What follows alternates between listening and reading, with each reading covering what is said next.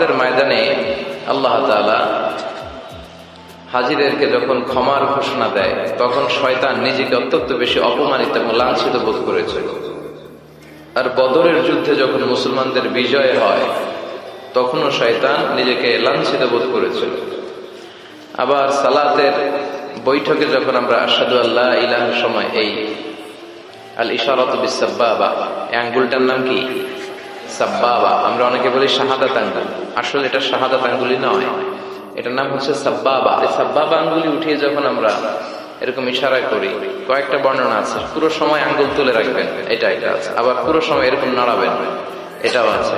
তো এটা নাড়ালে কি হয়? আশাদ্দু আলা শাইতানি মিনাল হাদিদ, লোহার হাতুড়ি দিয়ে শয়তানকে পিটালে শয়তান যত ব্যথা পায়, এই আঙ্গুল দিয়ে ইশারা করলে সে তার চেয়েও বেশি ব্যথা পায়।